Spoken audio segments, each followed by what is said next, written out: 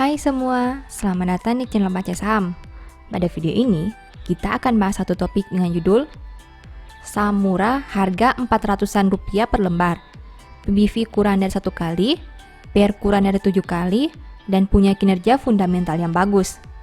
Untuk itu, simak video ini sampai habis ya, agar mendapat pemahaman yang utuh. Ada satu saham yang sangat jarang dibahas, tapi punya banyak kelebihan. Perusahaan ini menghasilkan kenaikan laba hingga 50% dengan komposisi DER yang hanya 20-an%. Saham ini juga punya valuasi yang masih rendah dan bisa dikatakan rutin membagi dividen setiap tahun. Dengan harga saham 400-an, berarti kamu hanya perlu mengeluarkan uang 40 ribuan untuk membeli satu lot saham ini. Apakah saham yang kurang liquid ini bisa dipertimbangkan untuk dikoleksi? Sekarang saya mau bahas laporan keuangan triwulan 3 2021 saham ini. Berhubung laporan keuangan terbarunya sudah terbit, mari kita lihat perkembangan kinerjanya. Oh ya, di akhir video, saya akan memberikan kesimpulan dari analisa yang dilakukan. Untuk itu, nonton sampai selesai ya.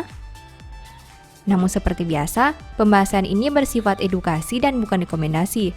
Kamu bisa saja rugi jika beli saham ini. Untuk itu, selalu berhati-hati sebelum membeli saham. Disclaimer on ya. Pertama, aset.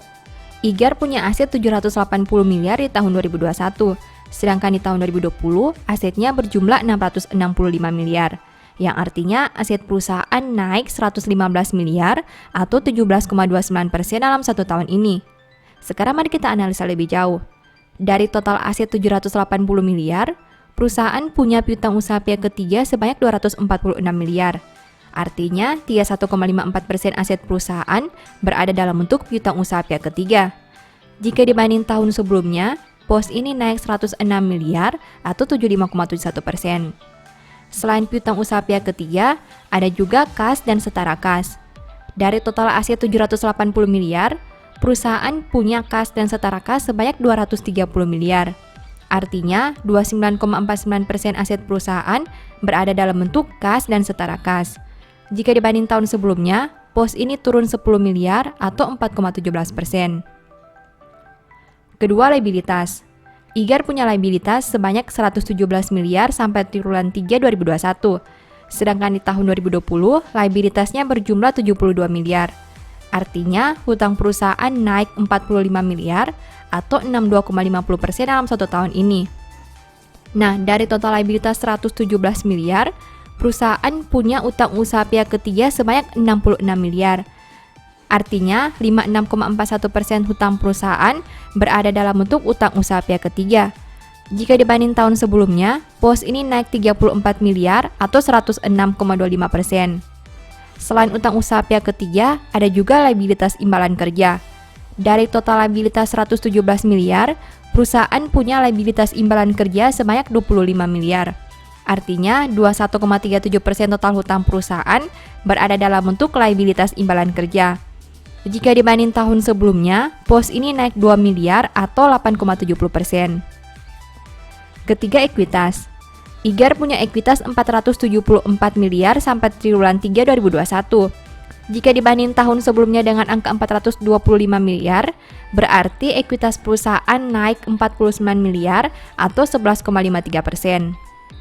Nah, dari total ekuitas 474 miliar, perusahaan punya saldo laba yang belum digunakan sebanyak 387 miliar. Artinya, 81,65% ekuitas perusahaan berada dalam bentuk saldo laba yang belum digunakan. Jika dibandingkan tahun sebelumnya, pos ini naik 48 miliar atau 14,16%. Keempat, pendapatan. IGAR punya pendapatan 699 miliar sampai triwulan 3 2021. Sedangkan di tahun 2020, pendapatannya berjumlah 592 miliar. Berarti pendapatan perusahaan naik 107 miliar atau 18,07% dalam satu tahun terakhir. Kelima, biaya pokok pendapatan. IGAR punya biaya pokok penjualan sebanyak 570 miliar. Sedangkan di tahun 2020, biayanya berjumlah 452 miliar. Berarti biaya pokok pendapatan naik 78 miliar atau 15,85% dalam satu tahun terakhir. Keenam, laba. IGAR mampu menghasilkan laba sebanyak 53,8 miliar. Jika dibanding tahun sebelumnya di angka 35,69 miliar, Berarti laba perusahaan naik 18,11 miliar atau 50,74% dalam 1 tahun terakhir. Ketujuh, rasio keuangan. IGAR punya ROE 15,12% dengan NPM 7,70%. Sedangkan untuk sisi resiko, saham ini punya DER 24,79%. Rasio NPM IGAR terlihat luar biasa karena adanya kenaikan laba sebanyak 50%. Selain itu, DER saham ini termasuk rendah karena hanya sekitar 24% saja. Tapi dari sisi NPM, perusahaan ini terlihat biasa saja dengan angka 7%. Kedelapan, valuasi. Saham ini punya PER 6,02 kali dan PBV 0,91 kali. Valuasi perusahaan ini bisa dikatakan masih rendah dengan PER 6 kali dan PBV 0,9 kali. Meski begitu, harus diingat bahwa valuasi bukan satu-satunya penentu saham tersebut layak dibeli atau tidak. Nah, setelah melihat pembahasan tadi, ini beberapa kesimpulannya. Pertama, total aset naik karena adanya peningkatan piutang usaha pihak ketiga. Kedua, liabilitas bertambah karena ada kenaikan utang usaha. Ketiga, peningkatan ekuitas berasal dari saldo laba. Keempat, laba bisa naik 50% karena total pendapatannya naik di atas kenaikan biaya. Kelima, rasio keuangan cukup bagus, khususnya dari ROE dan DER. Keenam, valuasi bisa dikatakan masih rendah dan bisa dipertimbangkan untuk dianalisa lebih jauh. Demikian analisa singkat saham IGAR berdasarkan laporan keuangan triwulan 3 2021. Selalu ingat bahwa pembahasan ini hanya dari sudut pandang pribadi. Tidak ada jaminan pasti profit dan mungkin saja kamu bisa rugi jika beli saham ini. Demikian informasi pada video ini, semoga bisa memberi manfaat kepada kamu semua ya. Oh iya, saya mau menyampaikan bahwa sekarang Baca Saham punya 3 e-book tentang saham yang mungkin saja bisa berguna bagi kamu, yaitu Strategi Nabung Saham, Analysis Report, dan The Stock Market. Berikut perbedaan antara 3 e-book tersebut. E-book Strategi Nabung Saham berfokus pada pembahasan teknik, money management, dan semua hal yang berhubungan dengan nabung saham. Poin intinya bisa dilihat pada tampilan berikut ini. E-book Analysis Report berfokus pada hasil analisa fundamental 12 saham pilihan berdasarkan laporan keuangan terbaru. Poin intinya bisa dilihat pada tampilan berikut ini. E-book The Stock Market berfokus pada panduan bagaimana menganalisa fundamental suatu perusahaan dan money management yang baik. Poin intinya bisa dilihat pada tampilan berikut ini.